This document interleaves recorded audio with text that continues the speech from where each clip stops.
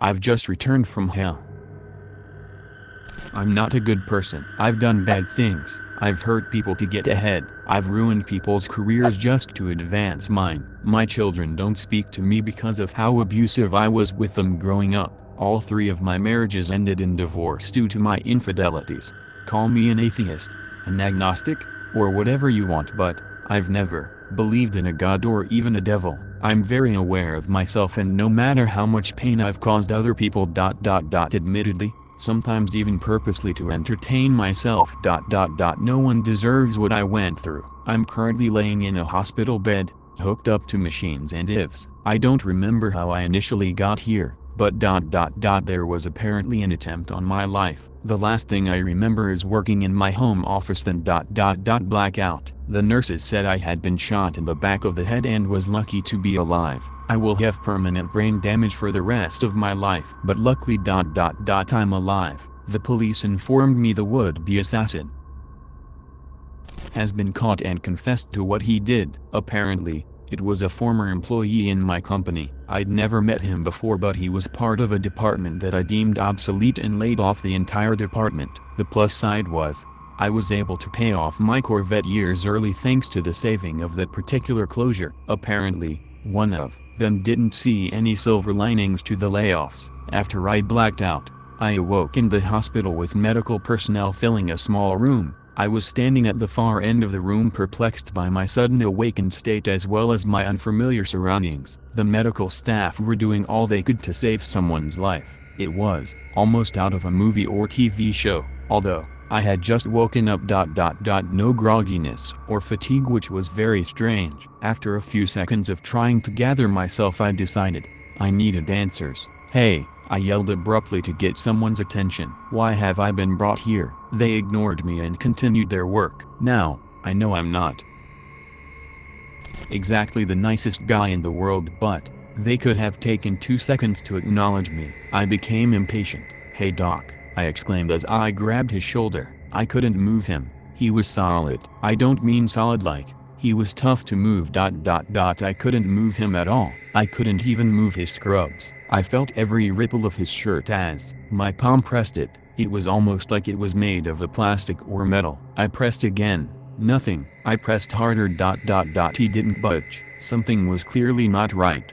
I tried getting the attention of everyone else. I yelled at them and pushed them. I even tried slapping one of the doctors on the back of the head. I felt my hand hit, but it's as if he was wearing a helmet. Not one strand of hair budged. What the hell is going on here? Somebody answer me, I screamed, feeling a bit more panicked. As they continued their work. I looked down at the patient they were hastily trying to save. It was me. I was watching these people try to save my life. My eyes widened out of fright at the realization of me having some kind of an out-of-body experience. I stood, frozen, as I watched them. I was a complete deer in the headlights. After a couple of minutes, I began pacing the room nervously as they continued their work. I heard a voice coming from the doorway. "Hello," the whispered voice said softly. I nervously looked towards the direction of the almost seductive-sounding voice. It was a nurse. She could see me. She was beautiful. She smiled at me, giving me almost a sense of relief and warmth. I shakily replied, "Hi," I said, hoping she would volunteer to clear up my confusion. "Come with me," she said with a grin, motioning me to follow her with her hand while walking away. I did just that. I took one more glance over my shoulder at my body and began walking out the door. As I exited the room, I looked to my right in the direction she had walked. She had already made it a good 20 feet ahead of me. I began walking quickly to keep up. "Ma'am, slow down," I beckoned. "You're walking too fast. I can't keep." The hallway was getting noticeably darker as I walked. I looked behind me. The room I came from was gone. The doorway was now just a wall. No yells from the doctors and nurses. It was dead silent. The dark hallway seemed to go on without end. I looked in front of me again. "Hello, nurse, where are you?" I yelled as loud as I could. "This way, hun," her seemingly disembodied voice said from the darkness. I walked, and walked, for several minutes. Blank, empty hospital walls were all that greeted me as I made my way further into the darkness. No more doors, no pictures, No people. The hallway became darker and darker with every step. Almost there now, the nurse said from the blackness. I stopped right there. By now, my concern had turned to annoyance. Alright, I'm not going any further. Nurse, come back here and tell me what's happening and then I'll come with you, I said sternly. Silence. Hello, nurse. If this is a game, I'm really not. I was stopped by my realization that the hospital walls were now gone. The black void the nurse had walked into was now surrounding me. The darkness seemingly went on for eternity in all directions. I stood confused. Even more confusing was the fact that, while I was completely surrounded by darkness, I could see myself clearly. My body was still lit up as if I was in daylight, yet there was just nothingness around me. Could this be a sort of purgatory? I began to hear voices coming from the darkness. At first I could only hear murmurs. I couldn't tell if they were mumbling or just in the distance since I couldn't see anything around me. They became louder and more numerous. Many voices were now yelling. I could start to hear what they were saying. You're scum. You're getting what you deserve. You'll pay for what you did to me now. I hate you. You're evil. Finally, you're going to feel the pain you caused to me. I vividly remember some of the terrifying voices say from the darkness. I tried to cover my ears as the voices became louder and louder but it didn't help. I dropped to my knees and yelled for them to stop. What do you want?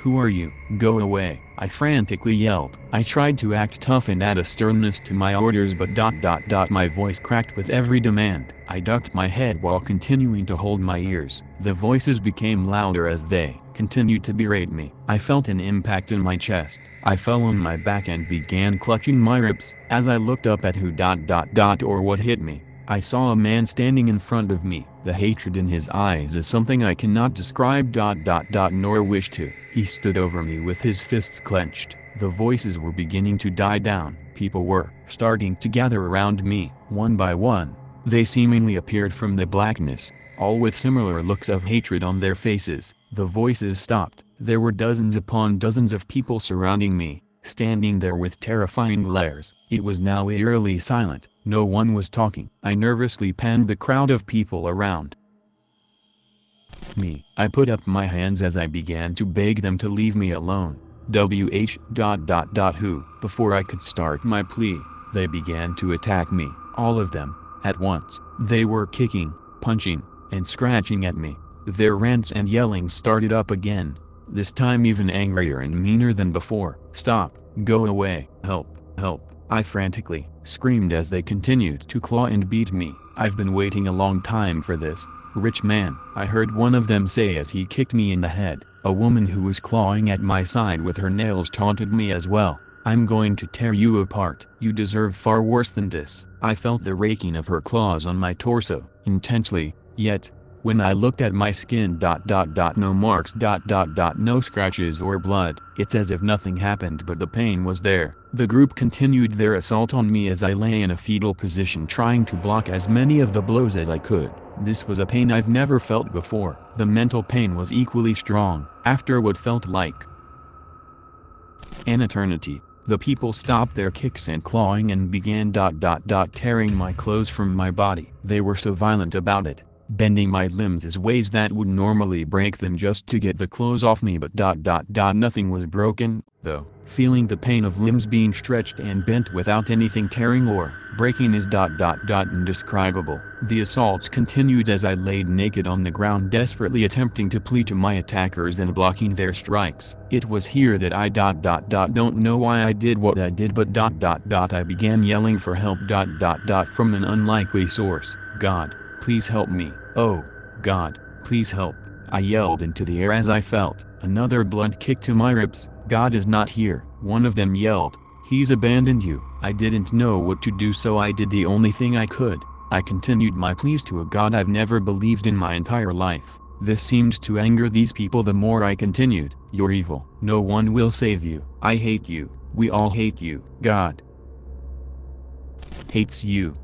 Another man said while desperately trying to get his punches in among the crowd. Just as he landed his successful strike they stopped. They just stopped and stared at me. No one uttered a single word. They stared at me with a look of repulsion. as if I wasn't worth the beatings anymore. Without a single word spoken, they began walking away. There was a deafening silence as they walked back into the darkness. I lay there, naked, beaten, and alone. No bruises, no scratches, no blood, just the immense pain from my seemingly unending attack. I began crying as I lay beaten physically and emotionally. I began to realize where I was. This was hell, not the fiery pit of lava and rock I always imagined it would look like. It's dark and cold. I laid there for several more minutes until I felt a presence. I couldn't see anything, but there was something there and I could feel its hatred in the stale air. This hatred though was far deeper.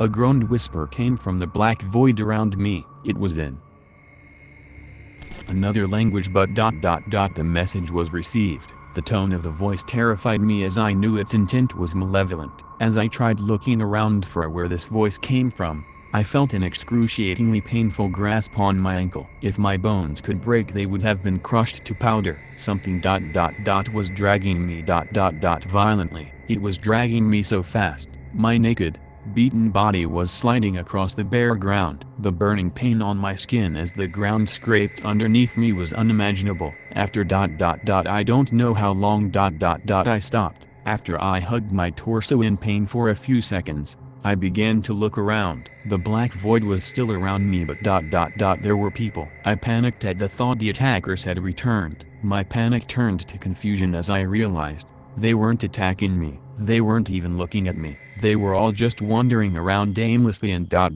naked, like me. I stood up and slowly walked towards one of them. Who are you? Where are we? I asked. He turned his head slowly to look at me. He had a look of confusion on his face, as if he was confused as to why I was speaking to him. He continued shuffling on, almost zombie-like. Everyone around me was doing the same aimlessly wandering. There were hundreds, maybe thousands if I could see further into the void. I was in hell. This is going to be my new eternity. I fell to the ground in tears. Some people turned to look at me, but all with a blank expression. As I sobbed uncontrollably on the ground, I felt the presence return, paired with a growling sound. From above us, a body came hurtling to the ground, hitting with a deep thud. The person yelped in pain as they impacted. This caught the attention of the others, who then cowered in fear. They began crying while holding their arms up in the air as if to block something. I then witnessed something truly horrifying. One of the crying people just lifted off the ground violently and disappeared into the black darkness above, paired with another growling sound. The others let out a sigh of relief and began their slow shuffling. The person who had fallen was sobbing hysterically on the ground. I ran to her to try and help. As soon as I touched her, she screamed loudly, swatting my hands from her. She got up and ran. I watched her run quickly until she disappeared into the eternal darkness. I don't know how much time had passed after that. I started walking around almost as aimlessly as the others, but all directions were just more darkness. Some people glanced at me. One man gave me a glare as if me simply being there irritated him. No. The presence was back. I felt it. The evil that coursed through me was intense as another body dropped from the emptiness. Another thud was heard, paired with a scream of pain. The others once again put their hands up in fear. An intense pain went through my entire body as some invisible force was crushing my body. It lifted me into the air. It was my turn for whatever tortures lie ahead.